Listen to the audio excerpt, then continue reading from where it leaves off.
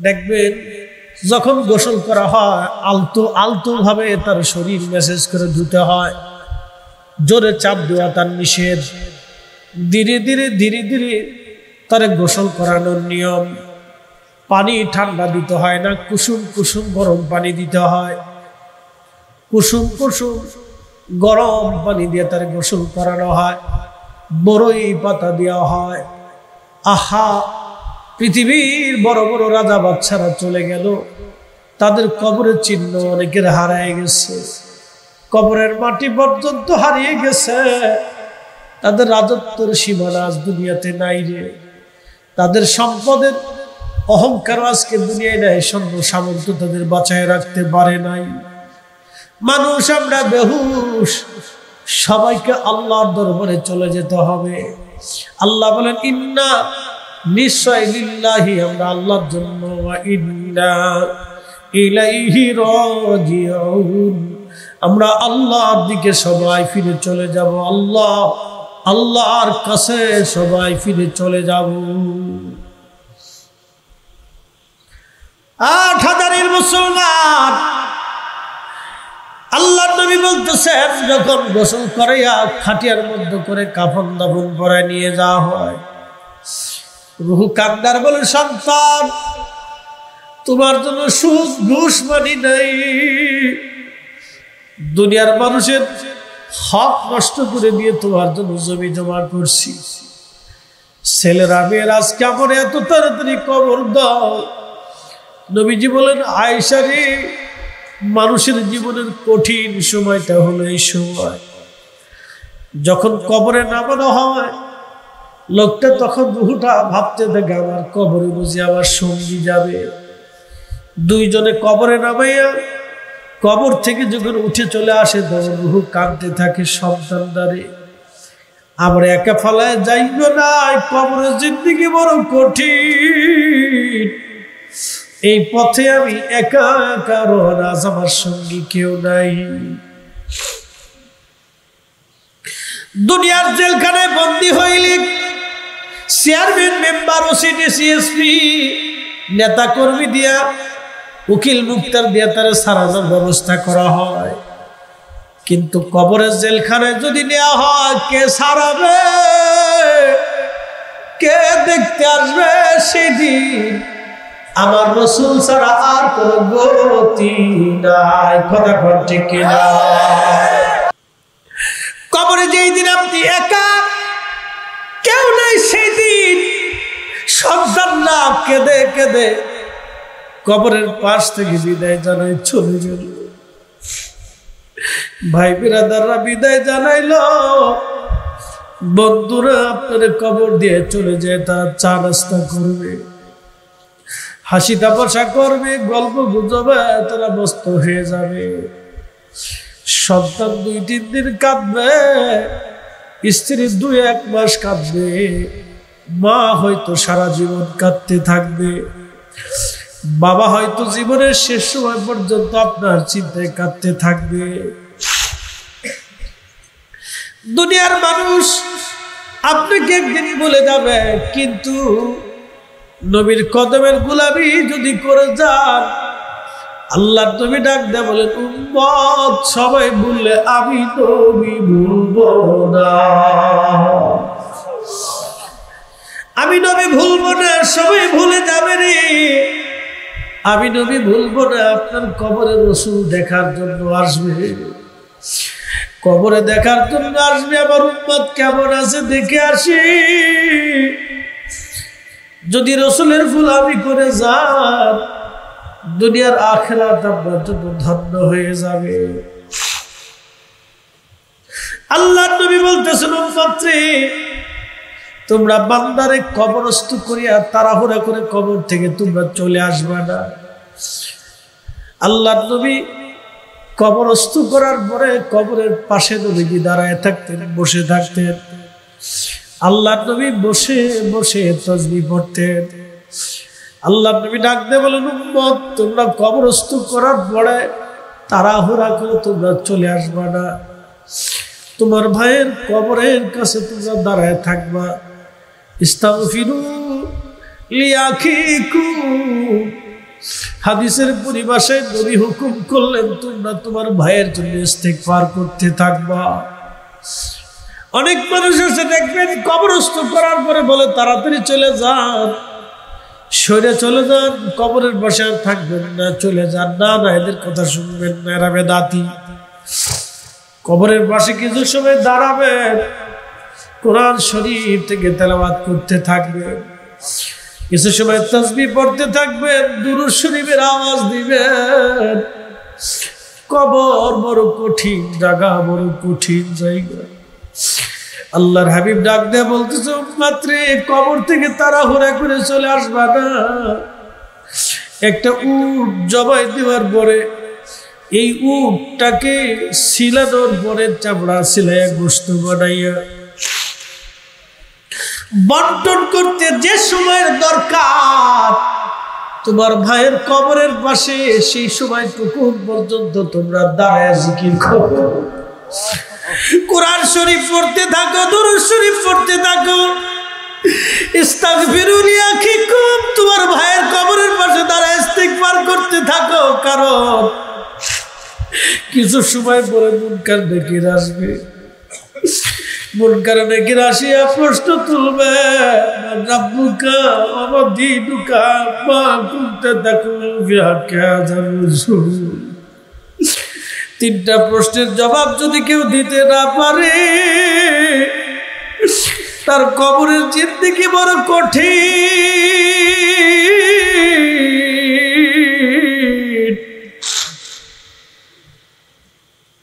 তার আখিরাতের জিন্দেগি বড় কঠিন। কবরের জিন্দেগি বড় কঠিন, কবরের জিন্দেগি বড় ভয়াবহ হবে। এই জন্য আল্লাহর নবী বলেন উম্মতে তোমরা তোমার ভাইয়ের কবরের পাশে দাঁড়ায় দাঁড়ায় তাসবিহ পড়ো, জিকির করো, কোরআন শরীফ পড়ো, দোয়া করো, যেন তোমার ভাইয়ের কবরের প্রশ্নের জবাব আল্লাহ সহজ বানায় দেয়। চিৎকার করে জোরে বলেন সুবহানাল্লাহ। কবর বড় কঠিন জায়গা। আল্লাহ রাসূল বলেন কবরের পাশে দাঁড়াও।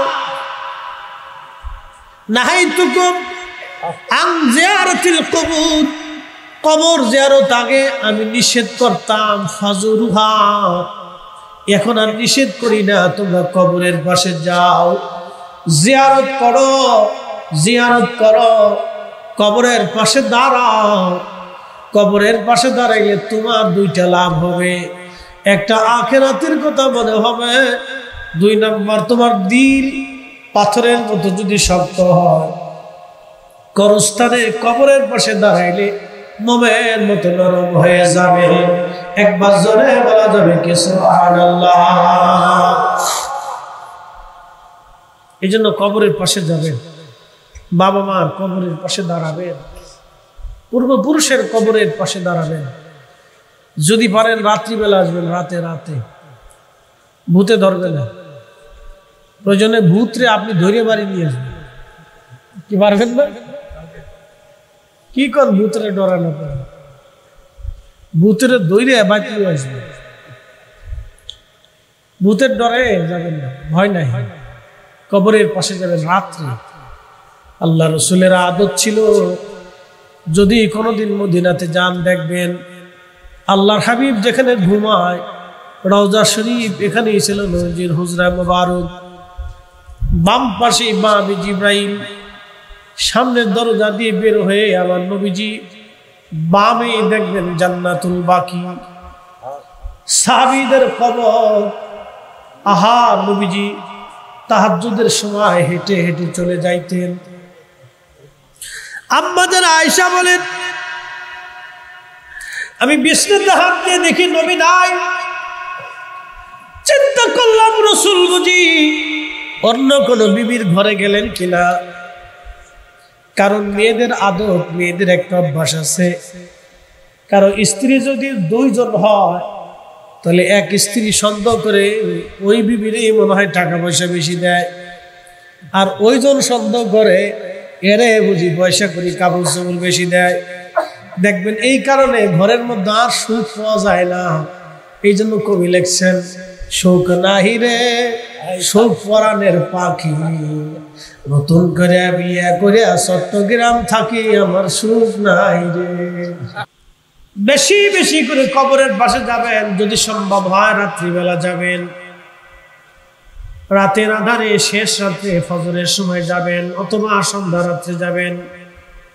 যদি বেশি ভয় হয় তাহলে ফজরের নামাজের সময় আপনি যাবেন, অথবা ফজরের নামাজ পড়ে অন্ধকার অন্ধকার থাকতে থাকতে যাবেন। দাঁড়াবেন নীরব নির্জন নিভৃতে। আপনি কবরের পাশে যখন দাঁড়াবেন, দেখবেন আপনার শরীর শীতল হয়ে আসবে, আপনার কাল ঠান্ডা হয়ে যাবে। আল্লাহর কসম করে বলতেছি, আপনি স্তব্ধ হয়ে নীরব দাঁড়িয়ে থাকবেন, দাঁড়াইয়া চিন্তা করবেন এখানে আগামী বাসস্থান আমার জন্য আসবে। ঠিক ওই সময় আপনার শরীর ঠান্ডা হয়ে যাবে, ঠান্ডা হয়ে যাবে, শীতল হয়ে যাবে, আপনার কাল ঠান্ডা হয়ে যাবে। এই জন্য কবরের পাশে দাঁড়াবেন, জিয়ারত করতে যাবেন, মার কবরের পাশে দাঁড়াবেন। বলে হুজুর কবরের পাশে দাঁড়াইলে কি লাভ? বলে দিয়ে যাই, যখন আপনি সালাম দিবেন মায়ের কবরের পাশে দাঁড়ায়, আপনার মা সালামের জবাব দিবে। মা দেখে কিন্তু আপনি দেখেন না, রুহু দেখে, মা দেখে আর খুশি হয়ে বলে আমার করিম আমার জিয়ারতে আসছে। আল্লাহু আকবার, আমার করিম আমার জিয়ারতে আসছে, আমার করিম আমারে ভুলে নাই। বাবার কবরের পাশে যখন দাঁড়াবেন, বাবার রুহুটা কান্দার বলে দেখ আমার করিম আসছে, আমারে ভুলে নাই, আমার করিম আমার জিয়ারত করার জন্য আসছে। তারা দেখে কিন্তু আপনি দেখেন না, আপনার সালাম তারা শুনে কিন্তু আপনি শুনেন না, আপনার কথা তারা শুনে, মুনাজাত শুনে, কিন্তু আপনি তাদের কথা শুনেন না। একদিন মাটি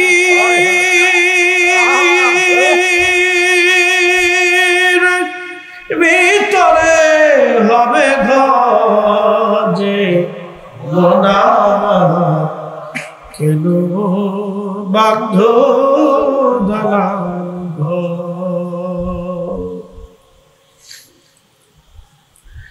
বড় কঠিন জায়গা কবর। 6 মাস, 10 বছর, 15 বছর, 20 বছর, 50 বছর, 100 বছর পরে আর কেউ আপনার কবরের পাশে দাঁড়ানোর নাই, কেউ নেই। ছেলে যতদিন বেঁচে থাকবে ততদিন হয়তো সন্তান আপনার কবরের পাশে হয়তো দাঁড়াবে কোনো না কোনো সময়, কিন্তু নাতির জমানা যখন আসবে, দাদার কথা নাতিরা আস্তে আস্তে ভুলে যাবে। পুতির জমানা আসার পরে আপনার কবরের চিহ্ন জগৎ থেকে হারিয়ে যাবে। মাত্র 50 বছরের ব্যবধানে আপনি পৃথিবী থেকে নিশ্চিহ্ন হয়ে গেলেন, হারিয়ে গেলেন। মাত্র 50 বছরের ব্যবধানে আপনার সন্তান আপনার বংশ থেকে আপনি হারিয়ে গেলেন। এখানে যদি আমি জিজ্ঞেস করি কয়জন বাবার কবরের পাশে মাসে একবার যান, সপ্তাহে একবার যান, খুব কম পাওয়া যাবে। যদি জিজ্ঞেস করি দাদার কবরের পাশে মাসে একবার যান কি আছেন, তাহলে পাওয়াই যাবে না। যদি বলি বছরে একবার কি আছেন, হয়তো 2-1 জন হাত বাড়াইতে পারে। যদি জিজ্ঞেস করি আপনার দাদার বাবার কবরের পাশে কয়বার দাঁড়ান, খুঁজেই পাওয়া যাবে না। এটাই পৃথিবী। পৃথিবী থেকে অহংকারী হওয়ার কিছু নাই, পৃথিবী থেকে উচ্ছৃঙ্খল হওয়ার কিছু নাই, দুনিয়া থেকে, দুনিয়া পাওয়ার পরে পাগল পড়া হওয়ার কিছু নাই। আখিরাতের কথা চিন্তা করা লাগবে আপনাকে। আখিরাতের জন্য আপনাকে সামানা নিতে হবে, আখিরাতের জন্য নবীর গোলামি নিতে হবে, আখিরাতের জন্য কিছু রুজি সদাই আপনাকে নিয়ে যাওয়া লাগবে। সেই সবের নাম হলো ঈমান আর আমল। ঈমান আর আমল। এই জন্য ঈমানকে বিক্রি করতে হয় না, ঈমান বিক্রি করতে হয় না। ঈমান আকীদা কারো কথায় জলাঞ্জলি দিতে হয় না, কারণ ঈমান চলে গেলে আর ঈমান পাবেন না। একবার বেঈমান হয়ে যদি কবরে চলে যান আর আপনি ঈমান পাবেন না। যদি আমলহীন হয়ে কবরে যান ক্ষমা পাওয়ার রাস্তা হতে পারে, কিন্তু বেঈমান হয়ে কবরে চলে গেলে ক্ষমা পাওয়ার আর কোনো রাস্তা নাই। এই জন্য সাহাবীরা জীবন দিয়ে দিছে, চামড়া দিয়ে দিছে, গোশত দিয়ে দিছে, ঈমান দেয় নাই, ঈমান দেয় নাই। আমরা সুন্নিরা জীবন চলে যাবে, আমাদের ঈমান আমরা বিক্রি করব না। কথা বলেন ঠিক না ঠিক? মালাকুল মউত আসবে, দুনিয়াতে থাকার কোনো সুযোগ নাই। মালাকুল মউত আসবে, আহারে তার সুরত আছে, বিরাট বড় সুরত। আজরাইলের আসল সুরত খুবই বিকট, খুবই ভয়াবহ সুরত তার। যখন পাপিষ্ট যারা আজরাইল আলাইহিস সালাম যখন আসে, তখন তার সুরত দেখার পরে ওই রুহুটা প্রত্যেক দেহের অঙ্গ প্রত্যঙ্গের মধ্যে পালায়, রুহু দৌড়াইতে থাকে।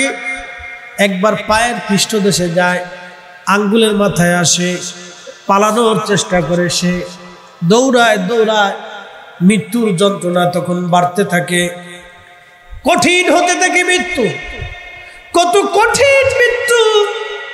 প্রিয় নবীজি ডেকে বলতেছে, উম্মত, একটা উট বিনা কুরবানিতে, বিনা জবাহ করাতে, জিন্দা অবস্থায় একটা উটের চামড়া ছিলাইলে, জিন্দা অবস্থায় একটা উটের চামড়া ছিলাইলে যে পরিমাণে কষ্ট হয়, আহা, ওই উটটাকে আবার চামড়া দেওয়ার পরে আবার ছিলানো হবে, আবার চামড়া হবে, আবার ছিলানো হবে। এইভাবে 100 বার চামড়া হবে, 100 বার তাকে আবার ছিলানো হবে। একটা উটকে 100 বার চামড়া ছিলাইলে যে পরিমাণে কষ্ট হয়, বদকার পাপিষ্ঠদের রূহ কবজের সময় এরকম কষ্ট হতে থাকে। আল্লাহর নবী বললেন, আঙ্গুলের মাথায় রুহগুলি দৌড়ায় দৌড়ায় আসে, রুহটা আবার বিভিন্ন জায়গায় দৌড়ায় আজরাইল থেকে পালানোর জন্য। কিন্তু আজরাইল আলাইহিস সালাম তাকে তো অবশ্যই নিয়ে চলে যাবে। যাকে নিয়ে যাওয়া হলো তাকে দেখা গেল না, যিনি নিলেন তাকেও দেখা গেল না, কিন্তু চলে গেছে সত্য। আব্দুল করিম মরে গেছে, করিমকে যিনি নিয়ে গেলেন তিনি মালাকুল মউত। করিমরেও দেখা গেল না, যিনি নিলেন তাকেও দেখা গেল না। যার হুকুমে নিলেন তারও দেখা যায় না, যেই জগতে নিয়ে যাওয়া হলো সেই জগতও দেখা যায় না। কিন্তু আব্দুল করিম ঠিকই চলে গেল, করিমকে ঠিকই নিয়ে যাওয়া হলো। করিম চলে গেল সত্য, করিম মারা গেল সত্য, করিমকে নিয়ে যাওয়া হলো সত্য। করিম মারা গেল, করিম চলে গেছে, করিমও সত্য। যিনি আজরাইল নিলেন তিনিও সত্য, যার হুকুমে নিয়ে যাওয়া হলো তিনিও সত্য, যেই জগতে নিয়ে যাওয়া হলো সেই জগৎও সত্য। আল্লাহর কোরআন বলতেছে, সুম্মা তুরাদ্দুনা ইলা আলিমিল গায়বি ওয়াশ শাহাদাত। অতঃপরে এমন একজন মালিকের কাছে তোমরা আসবা, যে মালিক আমি আল্লাহ। আমি আল্লাহ তোমার গোপনেরটাও জানি, তোমার প্রকাশ্যে তো আমি আল্লাহ রাব্বুল আলামিন জানি। তার মানে করিম যে নিয়ে যাওয়া হলো, করিম চলে গেল এটাও সত্য, যিনি নিলেন সেও সত্য, যাকে নিয়ে যাওয়া হলো তিনিও সত্য, যিনি নিলেন তিনিও সত্য, যার হুকুমে নিলেন তিনি মালিক, আলিমুল গায়ব, গায়েব জানলে ওয়ালা। একবার জোরে বলবেন কি মারহাবা। যিনি নিলেন আল্লাহ, যার হুকুমে নিলেন আল্লাহ, যিনি নিলেন মালাকুল মউত, যাকে নিলেন করিম, যেই জগতে নিয়ে যাওয়া হলো আলমে বারজাখ, কবরের জগৎ। এত সময় ছিলেন দুনিয়ার জগৎ, এখন চলে আসতেছে কবরের জগৎ।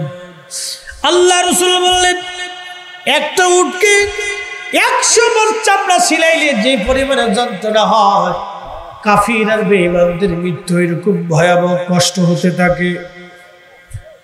আল্লাহ রাসূল বলেন, ইমানদার তোমাদের জন্য একটা সুসংবাদ আছে।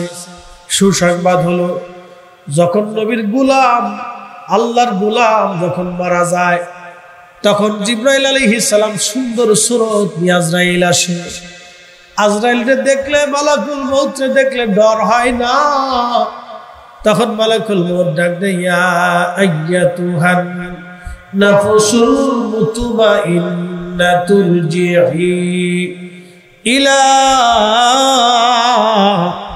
রাব্বিকি রাদিয়াতাম মারদিয়া ফাদখুলি ফি ইবাদি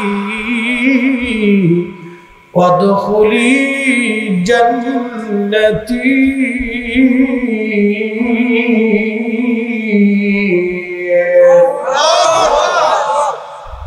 ইয়া আইয়াতুহান নাফস, হে নফসে মুতমাইন্না, প্রশান্ত আত্মা, হে প্রশান্ত আত্মা, তুমি নবীর গোলামি করেছো, আমি মালিকের আইন তুমি তোমার নিজের জীবনে বাস্তবায়ন করেছ। হে নফসে মুতমাইন্না, তোমার দ্বারা কোনো মানুষের ক্ষতি হয় নাই, তুমি কোনো মানুষের হক নষ্ট করো নাই, তোমার দ্বারা কোনো মানুষ কষ্ট পায় নাই, রাষ্ট্রের ক্ষতি হয় নাই, সমাজের ক্ষতি হয় নাই। তুমি নবীর গোলামি করে আল্লাহর আইন মেনে মেনে তুমি চলে আসছো। হে নফসে মুতমাইন্না, প্রশান্ত আত্মা, সুস্থ আত্মা, তুমি আসো আমি আল্লাহর দরবারে। একবার জোরে বলা যাবে কি মারহাবা। এজন্য ওলিরা ইন্তেকাল করলে তাদের মাজার হয়। ওলিরা ইন্তেকাল করলে মানুষ তাদের জিয়ারতে, কারণ তারা নফসে মুতমাইন্না। ইরজিই, আসো, ইলা রাব্বিকি রাদিয়াতাম মারদিয়া, আমি আল্লাহর খুশির দিকে তুমি আসো। আমি আল্লাহ তোমার উপরে খুশি, আমি আল্লাহ তোমার উপরে খুশি। ফাদখুলি ফি ইবাদি ওয়াদখুলি জান্নাতি, প্রাপ্ত বান্দাদের সাথে আমার জান্নাতে আসো। আমার ওলিরা যে জান্নাতে, তুমি সেই জান্নাতে আসো। এই জন্য ওলিরার ইন্তেকালের পরে তাদের কবর জান্নাতের বাগান হয়ে যায়, রওজাতুম মিন রিয়াদিল জান্নাহ হয়। তাদের কবরকে আল্লাহ রওজা বানায় দেয়, রওজা বানায় দেয়। আরে আমার নবীর গোলামির জন্য যদি উম্মতের কবর রওজা হতে পারে, আর আমার দেশের বুকে হাত বেঁধে নামাজ পড়ে এক মুসলমান আছে, আল্লাহ মুনাফিক আছে, ওরা ওয়াজ করে কয় নবীর কবরকে কবর বলতে হবে, রওজা বলা হারাম। যারা রসুলের কবর মুবারক রওজা মুবারককে রওজা বলতে চায় না, রওজা মনে করে না, তারা মূলত আল্লাহর কোরআন মানে না। কি কথা কর না কেন, ঠিক কিনা? আমি কোরআন শরীফ থেকে একটা আয়াতের মর্ম বুঝাইলাম। আহা, যখন জিবরাইল আজরাইল আলাইহিস সালাম আসে, আল্লাহর হাবিব বললেন, মায়ের কোলের ভিতরে দুগ্ধ পান করতে করতে দোলনায় দুলতে দুলতে মার কোলের মধ্যে সন্তান যেমন ঘুমায় পড়ে, ইমানদারদের মৃত্যুটা ওই রকম হয়ে যাবে। আল্লাহর নবীকে দেখতে দেখতে তাদের মরণ এসে যাবে, আল্লাহর হাবিবের জিয়ারত তাদের নসিব হয়ে যাবে। সুবহানাল্লাহ বলা যাবে। প্রশ্ন রাখতে পারেন ফরিদ হুজুর, মরণের সময় কি নবী আসতে পারে? হ্যাঁ পারে। তার বাস্তব প্রমাণ হাদিসে কারিমা থেকে আপনাদেরকে শোনাই। ইমামে মাকাম, শহীদে কারবালা, সুলতানে কারবালা ইমাম হুসাইন রাদিয়াল্লাহু আনহু যখন কারবালার ময়দানে শহীদ হয়ে গেলেন, আসরের নামাজের পরে ঠিক এই সময় আব্দুল্লাহ ইবনে আব্বাস হেরেম শরীফে কাবা শরীফের সঙ্গে হেলান দিয়ে ঘুমিয়ে পড়লেন। বর্তমান যে বাইতুল্লাহ, এত মানুষ তো তখন ছিল না, তিনি কাবা শরীফের সঙ্গে হেলান দিয়ে ঘুমিয়ে পড়লেন। স্বপ্নের মধ্যে দেখতেছে আল্লাহর নবীজির হাত মুবারকের মধ্যে রক্ত, নবীজির শরীর মুবারকের মধ্যে ধুলাবালি, গা মুবারকের মধ্যে এই আপনার জুব্বা মুবারকের উপরে ধুলাবালি লাগা, চুল দাড়ি মুবারক এলোমেলো দেখা যায়। আল্লাহর হাবিব তিনি দৌড়াইয়া কাবা শরীফের দিকে আসতেছেন, আর চোখের পানি ফেলে ফেলে নবীজি কাঁদতেছিল। ইবনে আব্বাস নবীজির আপন সাহাবী, নবীজির আপন চাচাতো ভাই ছিলেন, রাইসুল মুফাসসিরিন, কোরআনের সবচেয়ে বড় মুফাসসির তিনি বলতেছেন, আমি স্বপ্ন দেখি কাবার থেকে নবীজি কেঁদে কেঁদে দৌড়ায় দৌড়ে আসি। আমি জিজ্ঞেস করলাম, ইয়া রাসূলুল্লাহ, আপনার চোখে পানি কেন? চুল দাড়ি মুবারক এলোমেলো কেন? আপনার গা মুবারকের মধ্যে ধুলাবালি লেগে আছে কেন? হুজুর, এইভাবে দৌড়ায় দৌড়ায় কেঁদে কেঁদে আসতেছেন কেন? আমি ইবনে আব্বাস তো আপনাকে জীবনে কোনোদিন এরকম দেখি নাই, আপনি কেন এইভাবে কাঁদতেছেন? আল্লাহর হাবিব কেঁদে কেঁদে বলে, ইবনে আব্বাস, মক্কাতুল মুকাররমায় খবর দাও, আমার হুসাইন আর দুনিয়াতে নাই। আমি আমার হুসাইনের শাহাদাতের সময় আমি আমার হুসাইনের পাশে ছিলাম। আমি আমার হুসাইনের রক্তগুলি নিয়ে, হুসাইনের সাথীদের রক্ত নিয়ে আল্লাহর আদালতে যাচ্ছি। একবার জোরে বলা যাবে কি আল্লাহু আকবার? চিৎকার করে বলবেন কি ইয়া রাসূলুল্লাহ? তাহলে আশিকের ইন্তেকালের সময় নবী আসে কি আসে না? বন্ধুগণ, জান কবজ হয়ে গেল। পাপিষ্ঠদের রূহ, খবিসদের রূহগুলি নিয়ে যাওয়ার সময় ফেরেশতারা জাহান্নামের কাপড় দিয়ে পেঁচিয়ে যখন নিয়ে যায়, তাম সৃষ্টিতে দুর্গন্ধ ছড়ায় যায়। ফেরেশতারা ডাক দেখায়, আজরাইল, এই খবিস আত্মাটা কার? সারা আসমানে গন্ধ ছড়ায় গেছে। খবিসটাকে বলে অমুকের বেটা। বলে তাড়াতাড়ি তাকে জাহান্নামে নিক্ষেপ করো, গন্ধে টিকা যাচ্ছে না।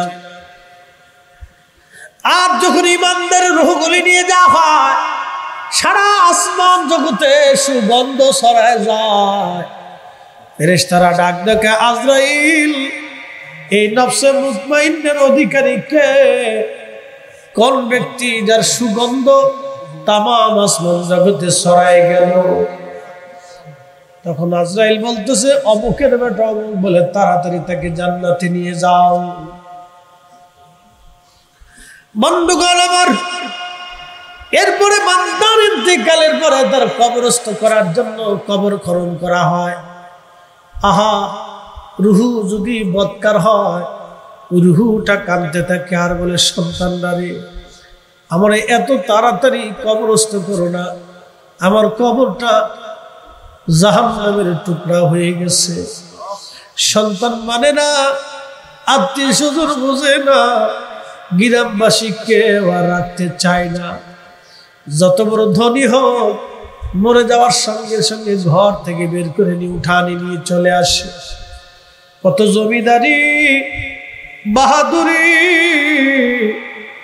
দুনিয়ার সম্পদের অহংকার, কত রাজা বাদশা, যাদের ভয়ে মানুষ থরথর করে কাঁপত, তাদের কবরের পাশে গরু, ছাগল, হাঁস, মুরগি, ভেড়া, গাধা, দুম্বা চড়ে বেড়ায়। তাড়ানোর ক্ষমতা যার তাদের নাই। ওই বান্দাটার রূহ কাঁদতে দেখে আর বলে, সন্তান, আমার তাড়াতাড়ি কবরস্থ করে না, আমার কবর জাহান্নামের টুকরা হয়ে গেছে। সন্তানটা বলে, তাড়াতাড়ি আব্বাজানকে কবর দিয়ে দেন, 24 ঘন্টা পরে গন্ধ ছড়ায় যাবে। মানুষের ইন্তেকালের পরে 24 ঘন্টা পরে পায়খানা রাস্তা দিয়ে একটা পোকা বের হয়ে আসে। এই পোকাটা সারা শরীরের মধ্যে ছড়াইয়া যায়, দেখা যায় না চোখ দিয়া, সারা শরীরের মধ্যে ছড়াইয়া শরীর থেকে তখন গন্ধ বের হতে থাকে। গন্ধ 24 ঘন্টা পরে শরীর থেকে গন্ধ বের হয়। আহারে, দুর্গন্ধে মানুষের কাছে যেতে পারে না। ছেলে মেয়ে, আত্মীয় স্বজন, গ্রামবাসী বলে, তাড়াতাড়ি কবর দাও, গন্ধ ছড়াইছে, দুনিয়াতে রাখা যাবে না। সাদের বাড়ি সাদের গাড়ি সাদের জমি জমা সব রাখিয়া কবরে সেদিন একা পথের যাত্রী হতে হবে। কবরে সেদিন একা পথের যাত্রী, দুনিয়ার সব রেখে একা রওনা হতে হবে। একা শূন্য হাতে পৃথিবী বিখ্যাত বাদশা জুলকারনাইন, বাদশা জুলকারনাইনের ইন্তেকালের পরে জুলকারনাইন উজিরকে বলেন, উজির রে, আমার ইন্তেকালের পরে দুটা কাজ তোমরা করবে। এক নম্বর কাজ হলো আমার ইন্তেকালের পরে আমার ডান হাতটা তোমরা আমার কাপড়ের বাইরে এইভাবে উন্মুক্ত রেখে দিবা। দুই নম্বর, আমাকে কবরে নেওয়ার সময় সোনা দানা টাকা পয়সাগুলি যারা আমাকে বহন করে কবরে নিয়ে যাবে তাদের পায়ের নিচে ছিটাই দিবা। উজির ডাক দে বলল, হুজুর আপনি এত বড় প্রতাপশালী বাদশা, তামাম দুনিয়ার বাদশাহী আল্লাহ আপনাকে দিয়েছিল, আপনার হাত কেন বাইরে রাখবো, কারণ কি? জুলকারনাইন ডাক দে বলতেছে, উজির আমার হাতটা এই জন্য বাইরে দিবা, পৃথিবীর মানুষ দেখো বাদশা জুলকারনাইন, পৃথিবীর এমন কোন ইঞ্চি মাটি নাই যে ইঞ্চি মাটির বাদশাহী আল্লাহ আমারে না দিয়েছে। যেই বাদশার কথা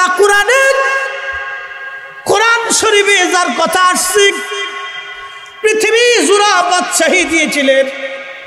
সূর্য যেখানে ডুবে যায় যে সাগরে, সেখান পর্যন্ত তিনি গিয়েছিলেন, যা আজও বিজ্ঞান যেতে পারে নাই। সূর্য যেখান থেকে উঠে সমুদ্রের শেষ সীমানা পূর্ব, বিজ্ঞান যেখানে যেতে পারে নাই তিনি সেখানে গিয়েছিলেন। এত বড় বাদশা শূন্য হাতে বলে, আমি তামাম পৃথিবী জয় করেছিলাম আমার এই হাতের তলোয়ারের জোরে। এই হাতের তলোয়ার চালনা দেখে কত মানুষ রাজ্য ছেড়ে পালিয়ে গেল। আমি জুলকারনাইন শূন্য হাতে কবরে চলে যাচ্ছি, দুনিয়ার মানুষ দেখো।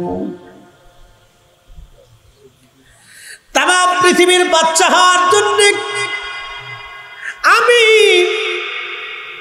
অনেক সম্পদের মালিকাস, আমার কবরস্থ করার জন্য আমার খাটিয়া যখন নিয়ে যাওয়া হবে লাশ, তাদের পায়ের নিচে সোনা দানা টাকা পয়সা হীরা মানি মুক্তা জহরত পিছাই দিবা।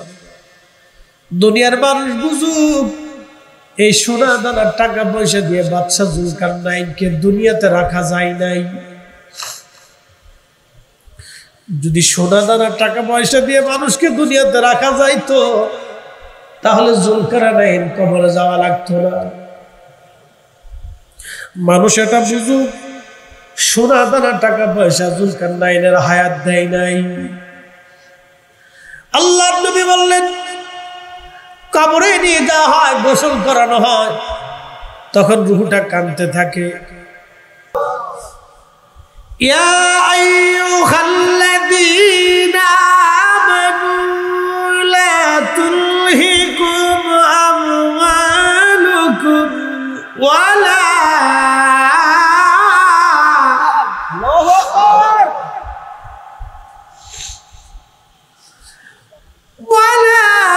আওলাদুকুম আন যিকরিল্লাহ।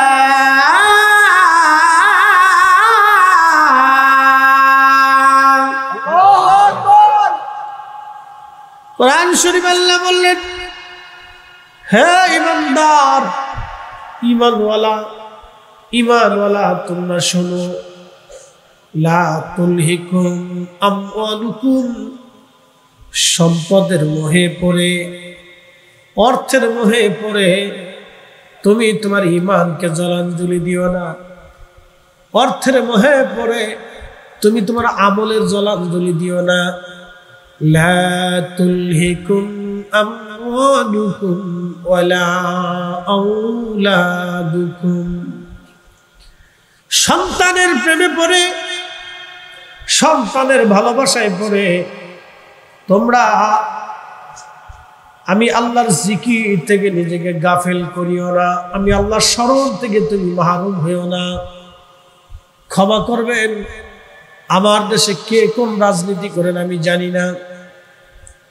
আমি কোন অধিক রাজনীতিবিদদেরকে আমি পছন্দ করি না, কারণ এরা দুনিয়ার মোহে সম্পদের চিন্তায় তারা রাজনীতি করে, অধিক মানুষ জনগণের চিন্তায় রাজনীতি করে না।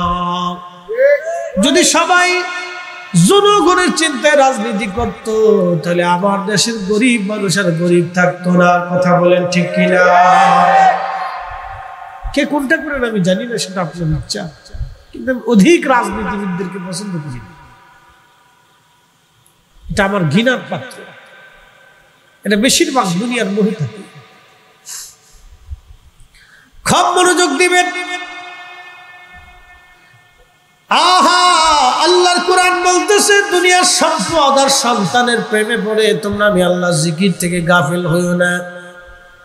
আমার দেশের অধিক ধনী ব্যক্তি যারা আছেন, কত গরিবের হক অনেকে নষ্ট করে দিল, কত রাজনীতিবিদ গরিবের হক মেরে দিল, সন্তানকে দিয়ে দিল, মেয়েকে খুশি করলো, স্ত্রীকে খুশি করলো। আচ্ছা বলেন, করোনা এসেছিল, এই করোনার সময় বহু মানুষ মারা গেল, অনেক সন্তান বাবার লাশের পাশে যায় নাই, অনেক স্ত্রী স্বামীর লাশ দেখতে পর্যন্ত যায় নাই ভয়ে, যদি আমার করোনায় ধরে। অনেক মেয়ে বাবার লাশের পাশে যায় নাই ভয়ে, যদি করোনায় আমারে ধরে। অনেক স্বামী স্ত্রীর লাশের পাশে যায় নাই ভয়ে, যদি আমারে করোনায় ধরে। দুনিয়ার একটা ছোট্ট রোগ করোনার জন্য যদি মানুষকে ভুলে যায়, তাহলে একটু চিন্তা করেন হাসরের ময়দান, কবরের জিন্দেগি কত কঠিন হবে আপনার। কবর বড় কঠিন, হাসর বড় কঠিন। আল্লাহ বলেন মাইয়া ফাআল যালিকা ফাউলাইকা হুমুল খাসিরুন।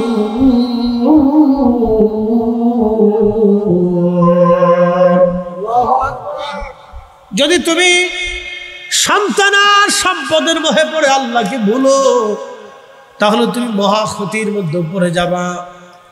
আহা, দুনিয়ার ক্ষতি থেকে পোষানো যায়, কিন্তু আখেরাতের ক্ষতি থেকে পোষানোর কোনো সুযোগ নাই।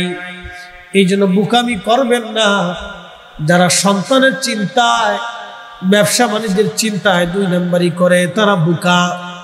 যারা সন্তানের চিন্তায় অন্যের হক মেরে দেয় তারা বুকা। যারা সন্তানের চিন্তায় নামাজ ছেড়ে দেয় তারা বুকা। যারা সন্তানের চিন্তায় রোজা ছেড়ে দেয় তারা বুকা। তারা বুঝে না তার আখেরাত ধ্বংস হয়ে যাচ্ছে। অতএব নিজের আখেরাতের চিন্তা হবে আগে, দুনিয়ার চিন্তা হবে পরে। কি কথা বলেন ঠিক কিনা? আল্লাহ এগুলি করার তৌফিক আমাদেরকে নসিব করুন। সকলে আওয়াজ তুলে বলেন আমিন। আল্লাহ রাব্বুল আলামিন পরবর্তী কোরআনের বাক্যগুলির মধ্যে তিনি আল্লাহ বলেন ওমা তাদরি নাফসুন মাযা তাকসিবু গাদা। আগামী সময় মানুষের জীবনে কি বই আসবে, কি আসবে, ভাগ্যে কি লেখা আছে আল্লাহ ছাড়া কেউ জানে না। আহা, আগামী মুহূর্তটা আপনার জন্য কি আসবে আমরা কেউ বলতে পারবো না। কেউ বলতে পারবো না আগামী সময়টা আমাদের ভাগ্যে কি আছে, আমাদের নসিবে আগামী সময়টা ভাগ্যের মধ্যে কি আছে আমাদের কারোই জানা নাই। দেখেন, আমরা বাঙালির একটা হুজুগে মাতাল বাঙালি চ্যানেলে, ইউটিউবে, ফেসবুকে লেখা হলো 26 তারিখ কি একটা ঘুরতে যাচ্ছে।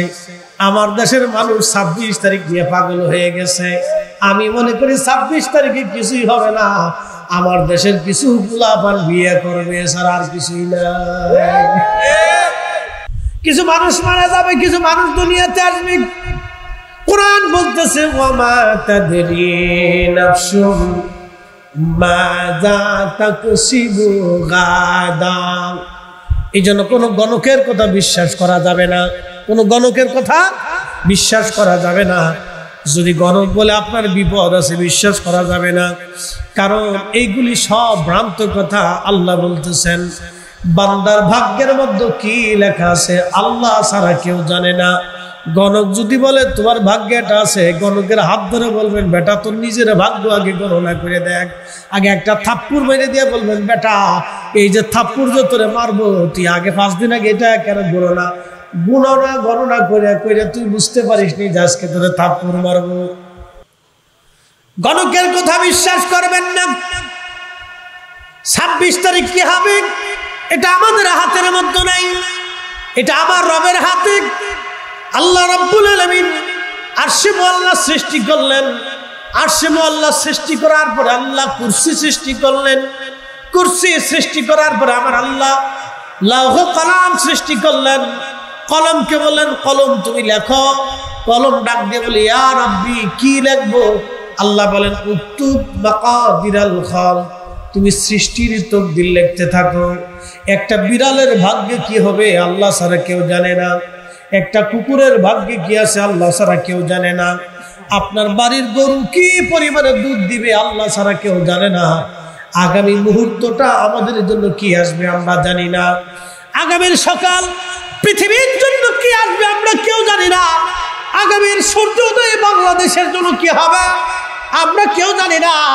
একসময় যারা ক্ষমতায় ছিল তারা হয়তো ভাবছিলাম আমরা ক্ষমতা পেয়ে গেছি, এখন যারা ক্ষমতা আসছে তারা চিন্তা করতেছে আমরা বিরাট কিছু হয়ে গেছি।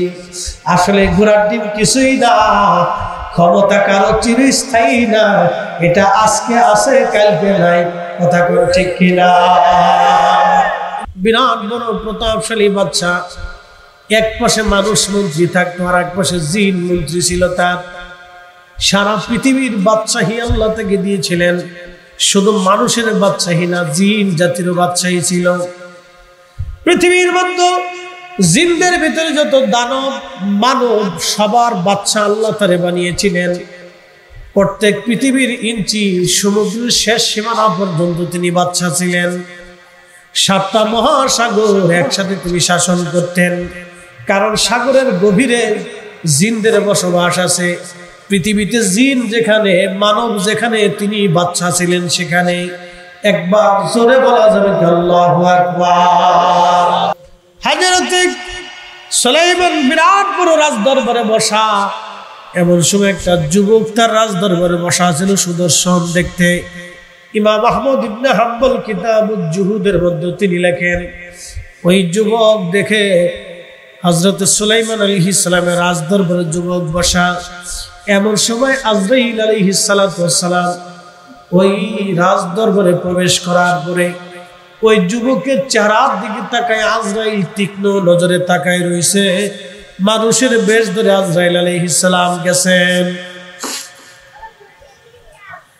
কেউ তাকে চিনে নাই, চিনেছেন হযরত সুলাইমান আলাইহিস সালাম। যুবকের চেহারার দিকে তাকায় আজরাইল তীক্ষ্ণ নজরে তাকানো আছে। কিছু সময় পর আজরাইল চলে গেলেন। যুবকটা সুলাইমান আলাইহিস সালামকে ডাক দিয়ে বলেন খুদারি পয়গম্বর, আল্লাহ আপনাকে বাতাসের উপরে কর্তৃত্ব দিয়েছে, আপনি এই মুহূর্তে বাতাসকে হুকুম দেন আমাকে যেন নিয়ে হিন্দে, বর্তমান যেটা ভারত উপমহাদেশ, আগে নাম ছিল হিন্দ, আপনি আমাকে হিন্দে নিয়ে চলে ফেলায় রেখে দিয়ে আসেন। হযরত সুলাইমান আলাইহিস সালাম বাতাসকে হুকুম করলেন বাতাস তুমি এই যুবককে হিন্দে নিয়ে যাও, হিন্দে তুমি নামাই দিয়ে আসো বাতাস থেকে উড়াইয়া। বর্তমান হিন্দুস্তান, তখন নাম ছিল হিন্দ, এই হিন্দে তাকে নিয়ে রেখে দেওয়া হলো। কিছু সময় পরে আজরাইল আলাইহিস সালাম আবার রাজদরবারে ঢুকলেন। সুলাইমান আলাইহিস সালাম ডাক দিয়ে বললেন ভাই আজরাইল একটা কথা কি বলবেন? বলে কি হুজুর বলেন। আপনি একটা যুবকের দিকে তীক্ষ্ণ নজরে তাকাইছিলেন, কারণ কি? হযরত আজরাইল ডাক দিয়ে বললেন মালাকুল মউত ডাক দিয়ে বলতেছে আল্লাহর পয়গম্বর আল্লাহর নবী শুনেন, আপনার রাজদরবারে ঢোকার পরে যুবককে আমি দেখলাম, কিন্তু আমার ডায়েরির ভিতরে লেখা ছিল তার মৃত্যু হবে হিন্দে, কিন্তু কিছু সময় পরে তার জান কবজ হবে হিন্দুস্তানে। কিন্তু আমি জানতাম না যে আপনি তাকে বাতাসের মাধ্যমে এইখানে নিয়ে হিন্দে আপনি তারে পৌঁছাবেন, এটা আমার জানা ছিল না, এটা আল্লাহর জানা। আল্লাহর ডায়েরিতে তকদিরের মধ্যে লেখা আছে উক্তুব মাকাদিরাল খাল, তুমি বান্দার তকদির লেখো, সৃষ্টির তকদির তুমি লেখো। এই জন্য কোরআন বলল আমা তাদরি নাফসুন বিআইয়ি আরদিন তামুত। আরে সুলাইমান আলাইহিস সালামকে মালাকুল মউত বলতেছে, হুজুর আপনি তো আর হিন্দুস্তানে পাঠাবেন আমি জানতাম না, কিন্তু এটা আল্লাহর তকদিরের মধ্যে আল্লাহ লিখে রেখেছেন। আল্লাহর পয়গম্বর বললেন, মালাকুল মউত আপনি চলে যাওয়ার পরে এই ছেলেটা কেন জানি পাগল পাড়া হয়ে গেল, আমাকে বারবার বলতেছে হুজুর আমাকে হিন্দে পাঠান, হিন্দে পাঠান, হিন্দে পাঠান। আমি বাতাসের মাধ্যমে তার দ্রুত গতিতে হিন্দে পৌঁছাইলাম। আজরাইল বলল, হুজুর বাতাসটাকে নিয়ে হিন্দে রাখার সাথে সাথে আমি তার জান কবজ করলাম। তার জান কবজ করে আমি আল্লাহর দরবারে পৌঁছাইয়া আমি আবার আপনার রাজ দরবারে এসে হাজির হয়ে গেলাম। একবার আওয়াজ তুলে বলবেন কি আল্লাহু আকবার। কোরআন আল্লাহ বলতেছেন কুল, হুজুর আপনি উম্মতকে বলে দেন, কুল ইন্নাল মাউতাল্লাযী তাফিরুনা মিনহু ফাইন্নাহু মুলাকীকুম। হুজুর আপনি বলে দেন মানুষ মৃত্যু থেকে পালায়, মরণ থেকে বাঁচার জন্য সবাই চেষ্টা করে, কেউ মরতে চায় না।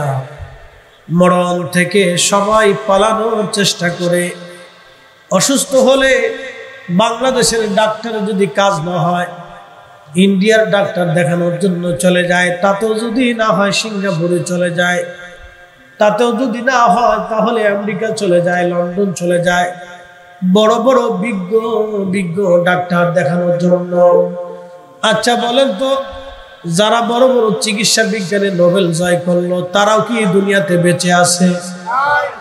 তারা কি একসময় বেঁচে থাকবে না? তারাও মারা যাবে। পৃথিবীর সবচেয়ে বড় ডাক্তার যিনি ছিলেন তার নাম ইবনে সিনা, মুসলিম একজন ডাক্তার। শুনবেন তিনি অনেক বড় পরহেজগার ছিলেন। পুরুষ ডাক্তার রোগী আসলে উনি সরাসরি দেখতেন, কিন্তু কোনো মহিলা রোগী আসলে উনি সরাসরি কোনো নারীর চেহারা দেখতেন না, কোনো নারীর হাত ধরতেন না। উনি নারীকে পর্দার আড়ালে বসাইয়া সুতা ধরাই দিতেন, ওই মহিলার হাতে সুতা দিতেন, নিজে সুতা ধরতেন, সুতা টেনে টেনে টেনে টেনে ইবনে সিনা রোগ নির্ণয় করতেন। এত বড় চিকিৎসা বিজ্ঞানী হওয়ার পরেও তিনি বেঁচে থাকতে পারেন নাই। মৃত্যু থেকে পালানোর কোন রাস্তা নাই। আল্লাহ বলতেছে, হাবিব উম্মতকে জানান মরণ থেকে পালানোর চেষ্টা করে, ফাইন্নাহু মুলাকীকুম। মরণ থেকে পালানোর কোনো রাস্তা নাই, মরণ থেকে পালানোর রাস্তা নাই। মালাকুল মউত তার সাথে মোলাকাত করবে, মালাকুল মউত তার জান হরণ করে নিয়ে আসবে। সে পালিয়ে থাকতে পারবে না, লুকিয়ে থাকতে পারবে না। এসেছেন যত নবী সকলের ইমাম, সালাম নবী তোমায় হাজারো সালাম, ইয়া নবী সালাম ইয়া রাসূল সালাম ইয়া হাবিব। আরে কেউ যদি কোরআনের আয়াত বুঝে তাহলে তো বুঝতেই হবে খাজা বাবা আজমিরির কবর রওজা হয়ে গেছে। কি কথা কন না কেন? কেউ যদি কোরআনের আয়াত বুঝে, নফসে মুতমাইন্নার আয়াত যদি বুঝে, ইরজিই ইলা রাব্বিকি রাদিয়াতাম মারদিয়া, তুমি আল্লাহর সন্তুষ্টির দিকে আসো। আহা, মুজাদ্দিদ আল ফাসানির কবর আল্লাহ রওজা বানাই দিলেন। খাজা বাহাউদ্দিন নকশবন্দ বুখারীর কবর রওজা হয়ে গেল। হুজুর গাউসে পাক মহিউদ্দিন আব্দুল কাদের জিলানীর কবর রওজা হয়ে গেল। আল্লাহর ওলি সাহাবায়ে কেরামের কবর আল্লাহ রওজা বানাই দিল। একবার জোরে বলা যাবে কি মারহাবা। আরে নবীর কদমের গোলামের জন্য যদি নবীর গোলামের কবর রওজা হয় তাহলে মনিবের কবর কি হতে পারে? কানার ঘরের কানা। কোরআন পড়ে কিন্তু কোরআনের হাকিকত বুঝে না, ঠিক কি না?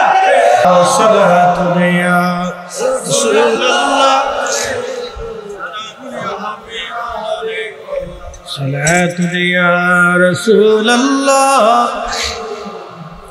সালামুন ইয়া হাবিবাল্লাহ আলাইকুম, আল্লাহুম্মা সাল্লি আলা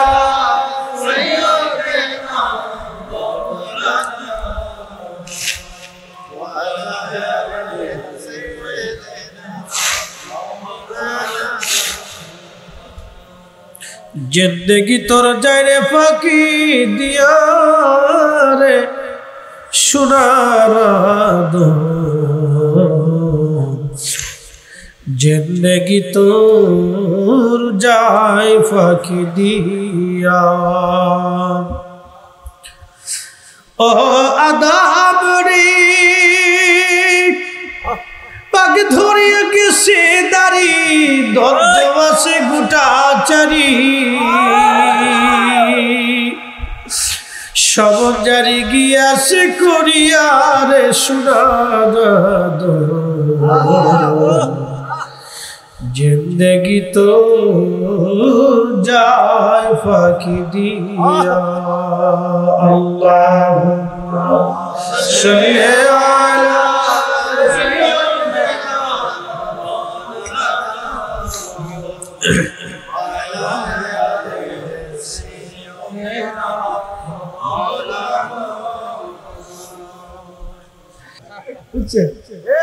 দুই বোঝার আছে তার কবলে আর কোন সুখ বাংলাদেশে অন্তত নাই, সৌদি আরবে আছে কিনা জানি না।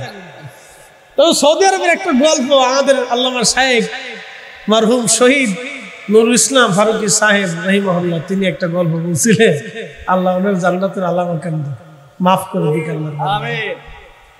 এই মানুষের সুন্নি জামাতের ঐক্যের জন্য বেচারা সারা জীবন চেষ্টা করছে। আজকে কিন্তু সবাই ঐক্য হয়ে গেছে, আজকে কিন্তু সবাই কি হয়েছে, সবাই ঐক্য হয়ে গেছে। আপনি জানেন না বাংলাদেশের কোনো পীর মাস এখানে আর অনৈক্য নাই, তলে তলে সব ঐক্য হয়ে গেছে। মারহাবা কর। মনস্তাত্ত্বিক ভাবে সবাই কি হয়ে গেছে, এক হয়ে গেছে। এখন আর কেউ ভিন্ন নয়। চাকরি এক বাঙালি আর এক দুজনে ফিটাফিটি করতেছে, মারামারি করতেছে। তো বাঙালি কিছু বাঙালিরা তো খালি হাতে মারামারি করতে পারে, বাঙালিদের অভ্যাস। এরা খালি হাতে ফিটাফিটি করতে পারে, এরা কিছু না কিছু না পেলে পায়ের জুতা ডলি পারে। দেখলেন না মসজিদের ভিতরে কেমন গুতাগুতি চলতেছে। উরে বাপ, বাইতুল মুকাররম মসজিদ আল্লাহর ঘর, জুতা দিয়ে তারপরে যে জুতা রাখার যে বাক্স হেতা দিয়ে যে যারে পারতেছি হেরে মারতেছে। মসজিদ ওরা মনেই কতটা নিকৃষ্ট, ভুলেই গেছে যে এটা আল্লাহর ঘর মসজিদ। এগুলো কিয়ামতের আলামত, কিয়ামতের আলামতি। মতানৈক্য হতে পারে, তার জন্য কি মসজিদে মারামারি করবে? এটা কথা হলো। মনোযোগ দিয়ে হযরতে ফারুকী সাহেব বলতেছেন যে বাঙালি আর সৌদিয়ান দুজনে ফিটে ফিটে দেখতেছে। তো বাঙালি কিছু না পাইয়ে পায়ের জুতা খুলে ফিডেতেছে। যখন বাঙালি পায়ের জুতা খুলে ফিডে, তখন সৌদিয়ান দাঁড়ায় দাঁড়ায় হাসে, ওনার মারে না, ওন খালি আসে। তো ফারুকী সাহেব দৌড়ে যায় সারাইতেছে। এই সৌদিয়ানরে আরবিয়ানরে জিগায়, এই আরবিয়ানরে জিগায় তুই তোরে যে জুতা দিয়ে ফিডে তুই হাসুস কি? হাসবো না, তুই কাপুরুষ। বলে কি লেগে কাপুরুষ? কয় শোন, আমার বউ আছে অনেক বউ, মাঝে মধ্যে আমার বউরা আমার জুতা দিয়ে ফিডে। তো ও বাঙালি, ও জুতা দিয়ে ফিটাইতেছে, ও তো মহিলা, ও বুঝতেছে এটা তো বেডির মতো, বেডির আমার জুতা দিয়ে ফিটায়, তো ও যে জুতা দিয়ে ফিটায় ও তো কাপুরুষ, ও তো বেডি। বুঝতে পারছেন? যার বউ দুই তিনটে আছে এর সুখে নাই, বিরাট অসুখী হয়েছে, মানে দুনিয়াতে থাকেও অসুস্থ, এই বিরাট বড় ফেরার মধ্যে আছে।